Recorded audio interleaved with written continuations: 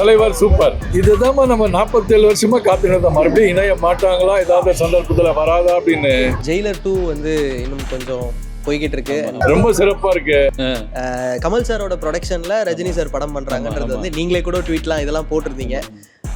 So இப்போது அந்த படம் வந்து யார் பண்ண போகிறா அப்படிங்கிற ஒரு ஸ்பெக்குலேஷன் வரும்போது ஒரு பெயர் வந்தது.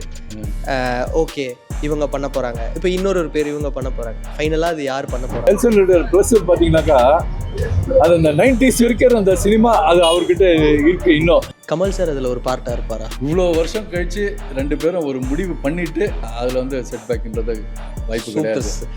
இன்னைக்கு நாளோட ஒரு ஹைலைட்டடான ஒரு மொமெண்ட். ஒன்னா ஒரு ஸ்க்ரீன்ல ஒன்னா ப்ரெசன்ஸ் இதை பார்க்கும்போது அவங்களோட காம்படிஷன் எந்த அளவுக்கு இருக்கும், ஹெல்த்தியான காம்படிஷன், அது அண்டர்லைன் பண்ணிக்கோங்க.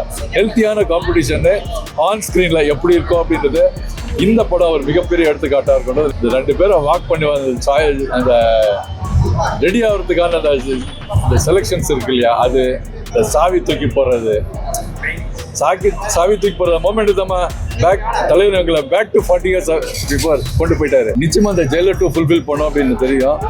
அதே போல இந்த படத்துல ரெண்டு பேரும் போட்டி போட்டுக்கிட்டு ஒவ்வொரு சீனும் பார்த்தீங்கன்னா நமக்கு வந்து விசில் மூமெண்ட்டாக தான் இருக்கும்னு நான் நினைக்கிறேன். அவர்கிட்ட ஒரு வைப் இருக்குங்க. அது பார்க்கும்போது எப்பேற்பட்ட எதிராளியை கூட நாங்கள் சரண்டர் ஆகிடலாம். அது கண் கூட பார்த்துருக்கீங்க. உதாரணத்துக்கு சமீபத்தில் கூட பார்த்தீங்க, அவரை பற்றி மீடியாக்களில் எவ்வளோ பேர் ஏசியிருக்காங்க, திட்டிருக்காங்க, அவரை பற்றி தப்பாக சொல்லியிருக்காங்க, அவரோட படங்களுடைய வசூல் பற்றிலாம் தப்பாக சொல்லியிருக்காங்க. அவங்கள போய் அங்கே போய் சரண்டர் ஆகிறாங்க. தலைவர் சூப்பர். 47 இயர்ஸ் கழிச்சு இன்ட்ரோவே போட்டிருந்தாங்க. உங்களுக்கு எப்படி இருந்தது? இதுதான் நம்ம 47 வருஷமா காத்துனது. மறுபடியும் இணைய மாட்டாங்களா, ஏதாவது சந்தர்ப்பத்தில் வராதா அப்படின்னு. ரொம்ப சிறப்பா இருக்கு. இது இந்த இத்தனை வருஷத்துக்கு அப்புறம் ரெண்டு பேரும் மனசு மாறி சரி இன்னைக்கு ஒன்னா இணையலாம் அப்படின்ற ஒன்று இருக்குல்ல, இது இந்த யங்ஸ்டர்ஸ் எல்லாருக்கும் ஒரு சேலஞ்சிங்கான ஒரு மொமெண்டம். இது அவ்வளோ த்ரில்லாக இருக்கும். மறுபடியும் இந்த 2K கிட்ஸ், இந்த ஜென்சி கிட்ஸ் எல்லாருக்கும் இந்த ரெட்டை தலைகள் வந்து ஒன்னா ஒரு ஸ்க்ரீனில் ஒன்னா ப்ரெசன்ஸ் இதை பார்க்கும்போது அவங்களோட காம்படிஷன் எந்த அளவுக்கு இருக்கும், ஹெல்த்தியான காம்படிஷன், அது அண்டர்லைன் பண்ணிக்கோங்க. ஹெல்த்தியான காம்படிஷன் ஆன் ஸ்க்ரீனில் எப்படி இருக்கும் அப்படின்றது இந்த படம் ஒரு மிகப்பெரிய எடுத்துக்காட்டாக இருக்கணும். எனக்கு சத்திய நம்பிக்கை. கமல் சார் சொல்லியிருந்தாரு, யாரு ஹீரோன்னு சொல்லுங்க சி அப்படின்னா உடனே ரஜினி சார் கூட சொல்லுவாரு சொல்லுங்க சி அப்படின்னு. அந்த டயலாக் அப்பெல்லாம் அவ்வளோ மேசிவா கட்டிங் பண்ணாங்க. உங்களுக்கு அந்த வைப் எப்படி இருந்தது? சூப்பராக இருந்துச்சுங்க. எனக்கு எந்த டயலாக்லாம் சொல்றதை விட இந்த ரெண்டு பேரும் வாக் பண்ணி வந்த அந்த ரெடி ஆகிறதுக்கான அந்த செலெக்ஷன்ஸ் இருக்கு இல்லையா, அது இந்த சாவி தூக்கி போடுறது, சாவி தூக்கி போடுற மொமெண்ட் தான் பேக் தலைவர்களை பேக் டு 40 years பிஃபோர் கொண்டு போயிட்டாரு. அவரோட இந்த ஸ்டைல் இருக்கு இல்லையா, அவருக்கே உண்டான அந்த பணி அதில் அடிச்சிக்க முடியாது. எங்கே இருந்தாலும் அவர் சின்ன கேப்பு தட்டி தூக்கிடுவார், அவ்வளோதான். தட்டி சூப்பர் ஸ்டார்.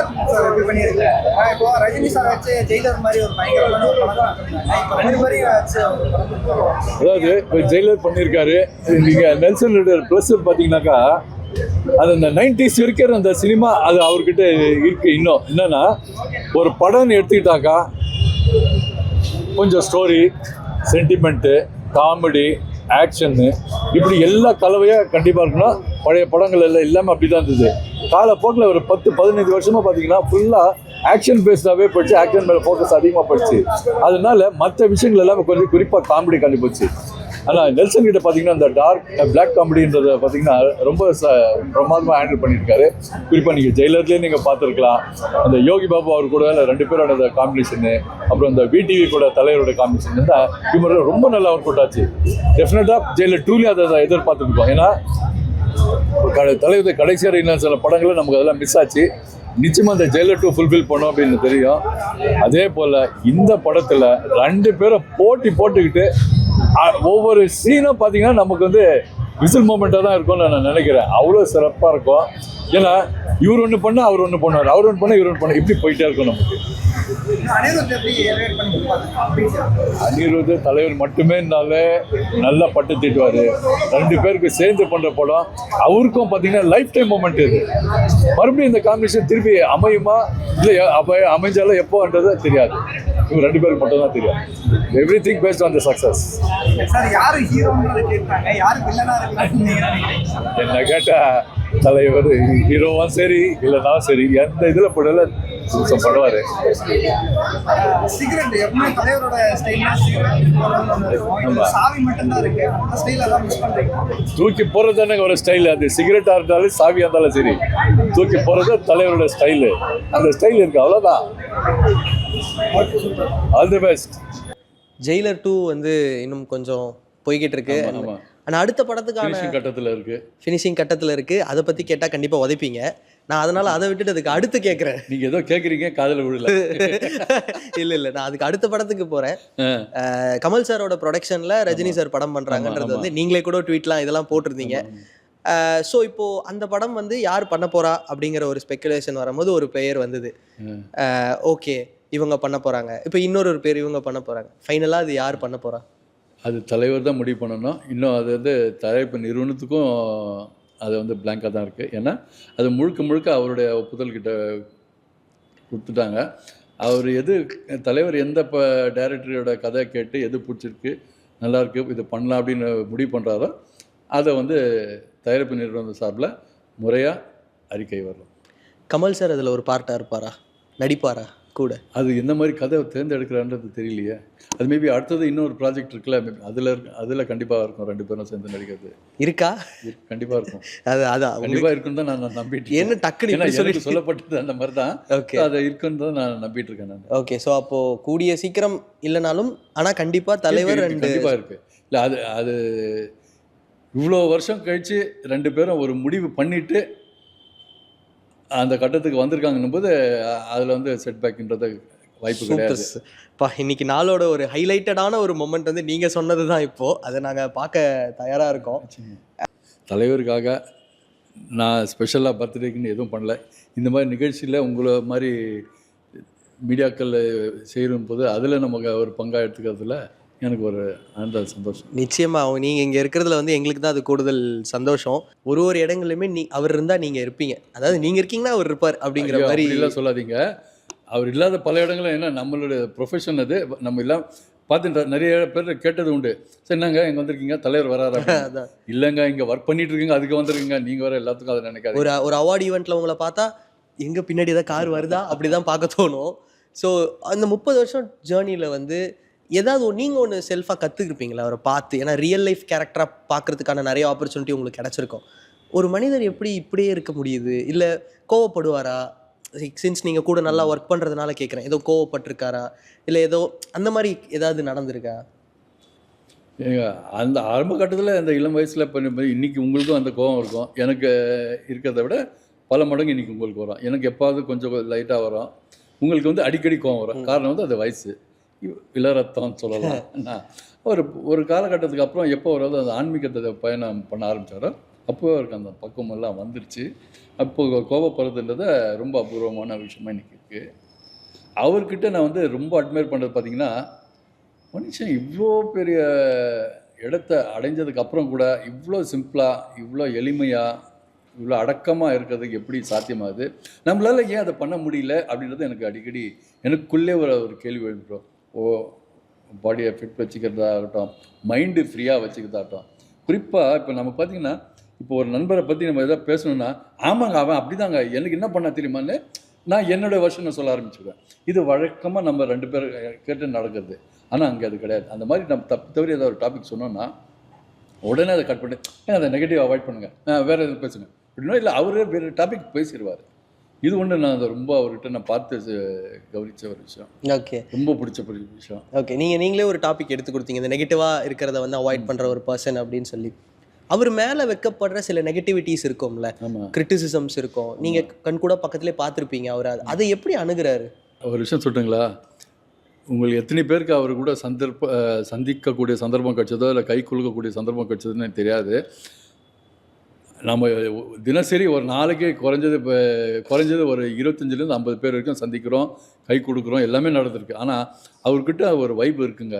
அது பார்க்கும்போது எப்பேற்பட்ட எதிராளியை கூட நாங்கள் சரண்டர் ஆகிடலாம்.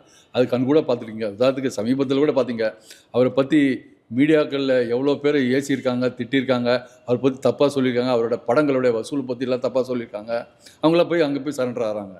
அவங்களை கூப்பிட்டு உடனே ஏங்க தலைவர் அவங்களெல்லாம் சந்திக்கிறாரு, ஏன் இந்த மாதிரி அவாய்ட் பண்ணுறாரு? அதுதாங்க தலைவர்.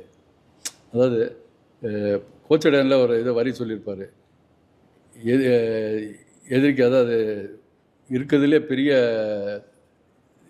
குணம் எது அப்படின்றத மன்னிக்கிறது அப்படின்னு சொல்லி ஒரு டைலாக் அதில் வர பாடலில் அது உண்மையிலே வந்து அவர் லைஃப்பில் அதை மெயின்டைன் பண்ணுறாரு. அது கண்டிப்பாக நமக்கு அவ்வளோ பெரிய மனசு இன்னும் கடவுள் கொடுக்கல அப்படி தான் நான் பார்க்குறேன். ஏன்னா அவருக்கு விட்டு கொடுக்க போகிறது இப்போ என்னை பொறுத்தவரைக்கும் அது ஏன் விட்டு அந்த அளவுக்கு எனக்கு பக்கம் வரலன்னா, என்னை பற்றி நீங்கள் திட்டினா கூட நான் அதை ஏற்றிட்டு போயிடுவேன்.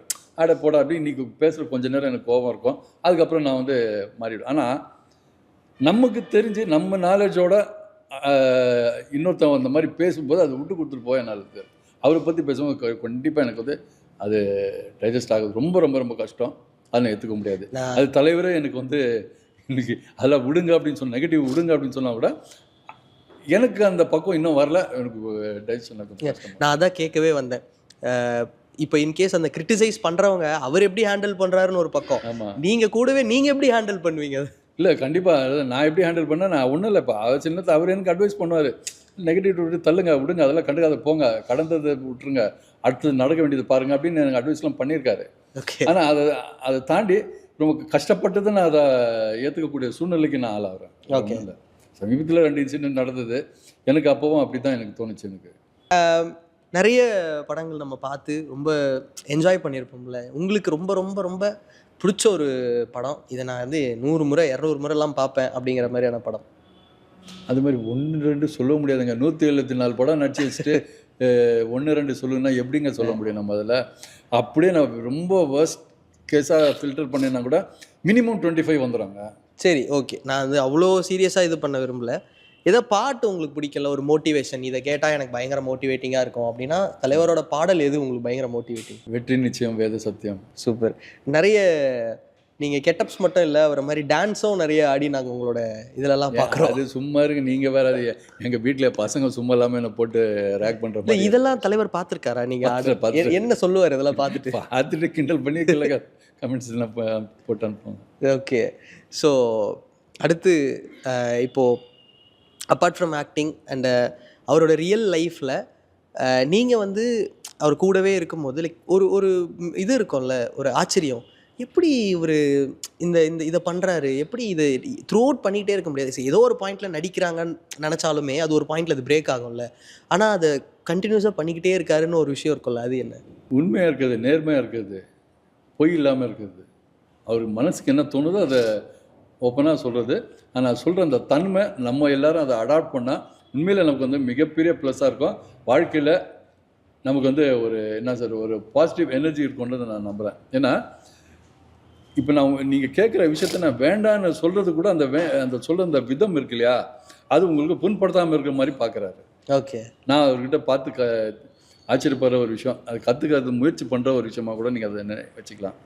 அதாவது நீங்கள் ஒரு அப்ளிகேஷன் வைக்கிறீங்க, அது எனக்கு கம்ஃபர்டபுளாக இல்லைங்க, சாரிங்க, வேண்டாம் விட்டுருங்க அப்படின்னு அது சொல்லி கடக்கும் போது அது எந்த அளவுக்கு உங்களுக்கு அது ஹர்ட் ஆகுது, நான் சொல்கிற டோன் எப்படி நீங்கள் எடுத்துக்கிறீங்க அப்படின்னு தோணும் இல்லையா?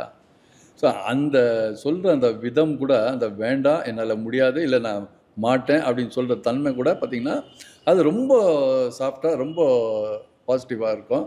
அது நீங்கள் அது கேட்கும்போது சரி ஓகே ரைட்டு சார், தலைவருக்கு விருப்பம் நம்ம கட்டாயப்படுத்த வேண்டாம் அப்படின்னு நீங்கள் வந்து கேஷுவலாக எடுத்துக்கிற மாதிரியாக தான் இருக்குமே தவிர ஹர்ட் ஆகிற மாதிரியே வராது. ஒரு குவாலிட்டி எங்களுக்கு ரொம்ப பிடிச்சது வந்து என்னென்னா, அவர் படங்கள் பார்த்துட்டு ஃபோன் பண்ணி விஷ் பண்ணுறதா இருக்கட்டும், அவங்கள கூப்பிட்டு நேரில் வந்து விஷ் பண்ணுறதா இருக்கட்டும், இது ரொம்ப வருஷமாக பண்ணிகிட்ருக்காரு. அண்ட் அதை பார்த்துட்டு நிறைய ஸ்டார்ஸுமே வந்து ஓகே நம்மளும் வந்து ஒரு நல்ல படம் வந்துன்னா விஷ் பண்ணலாம். ஏன்னா அப்படி ஒரு சின்ன படத்தை பார்த்துட்டு அவங்களாம் விஷ் பண்ணும்போது அந்த சின்ன படத்துக்கு ஒரு கண்டிப்பாக மொமெண்டம் கிடைக்கும். கண்டிப்பாக தலைவர்கிட்ட எவ்வளோ நல்ல விஷயங்கள் இருக்குதுல, இந்த 1-2 மற்றவங்க பார்த்து ஃபாலோ பண்ண கற்றுக்குறாங்களோ அது நல்ல விஷயமா இருக்குது. ஸோ அது எப்போ டைம் கிடைக்குது? ஏன்னா எப்போவுமே பேக்டாக இருக்காரு, படம் பண்ணிக்கிட்டு இருக்காரு, லைக் டக்குன்னு வந்து சபரிமலைக்கு போகிறாரு, இதெல்லாம் இருக்கும்போது எந்த மொமெண்ட்டில் படம் பார்க்குற, எந்த டைமில் படம் பார்க்குறாரு? இல்லை அவருக்கு ஏதாவது ஷூட்டிங் கேப் இருக்குது அப்படின்னாலும் அந்த டைமில் வந்து தமிழ்னு இல்லை, ஹிந்தி, மலையாளம், கன்னடா எல்லா லாங்குவேஜ்லையும் பார்க்குறாரு. ஓகே, எல்லா லாங்குவேஜ்லையும் உட்காந்து பார்க்குறாரு இப்போது. ஓகே, ஸோ அப்போ பார்த்துட்டு இந்த அந்த நடித்தவங்களுக்கு நான் கூப்பிட்டு பேசணும், இல்லை வந்து அந்த டைரக்டரை மீட் பண்ணணும் அப்படிங்கிறதெல்லாம் உங்ககிட்ட ஷேர் பண்ணுவாரா, சொல்லுவார்? இல்லை, எங்கிட்ட ஷேர் பண்ண மாட்டார். சில பேரோட கான்டாக்ட்ஸ் அப்பப்போ கேட்பாங்க, அந்த படம் பார்த்துட்டு கான்டாக்ட்ஸ் கேட்பாங்க. சில நேரத்தில் கான்டாக்ட்ஸ் கேட்டதுக்கப்புறம் அவங்க ஃபோன் ட்ரை பண்ணுவோம். அந்த தலைவர் இன்றைக்கும் ஒரு பழக்கம், நம்ம எல்லாருக்கிட்டையும் இல்லாத ஒரு பழக்கம் இன்றைக்கும் அவர்கிட்ட ஒன்று இருக்குது. அது என்னன்னா இன்னும் லேண்ட்லைனில் யூஸ் பண்ணிகிட்டு இருக்காரு. ஓகே அவருக்கு உங்களுக்கு வர தொலைபேசி அவர்கிட்ட இருந்து வருதுன்னா அது லேண்ட்லைன்லேருந்து தான் வரும். ஓகே. ஸோ இந்த நார்மல் ஃபோன் அதெல்லாம் பெருசாக அந்த லேண்ட்லைன்லேருந்து தான் கால் பண்ணி இந்த மாதிரி சார் பேசணுன்றாங்கிற அந்த ஒரு நிமிஷம் எனக்கு கனெக்ட் பண்ணுறேன்னு கனெக்ட் பண்ணுவாங்க. ஓகே. அப்படி தான் இன்றைக்கும் பேசிகிட்டு இருக்காரு. அது பல பேர் பார்த்தீங்கன்னா உங்களை மாதிரி ஜென்சி கிட்ஸ் எல்லாருமே வந்து சேவ் பண்ண நம்பர் சேவ் பண்ணலனாலே மொபைல் நம்பர் எடுக்க மாட்டாங்க. அது லேண்ட்லைன் வந்து சுத்தம். அந்த மாதிரி சில நேரங்களில் நிகழ்வு ஏற்படும் போது என்ன பண்ணுவாங்க, இப்போ ஃபோன் ட்ரை பண்ணிகிட்டு இருக்கோம், நீங்கள் கொடுத்த நம்பரை எடுக்க மாட்டேன்றாங்க, கொஞ்சம் தகவல் சொல்கிறீங்களான்னு அப்போ கூப்பிட்டு தகவல் சொல்லுவேன். ஓகே. இந்த மாதிரிங்க ட்ரை பண்ணிட்டு இருக்காங்க, கொஞ்சம் தயவுசெய்து ஃபோன் இந்த நம்பர்லேருந்து வரோம், தயவுசெய்து ஃபோனை எடுங்க அப்படின்னு சொல்லுவேன். அப்போது எடுப்பாங்க. எடுத்துட்டு சந்தோஷம். இது ஒரு ஹிண்ட்டுன்னு நினைக்கிறேன். இனிமேல் வந்து படம் பண்ணுறவங்க எல்லாருமே வந்து லேண்ட்லைன் நம்பர்ஸ் அட்டன் பண்ணுங்க. அது உங்களுக்கு என்ன மாதிரியான காலாக வேணாலும் இருக்கலாம் அப்படின்னு.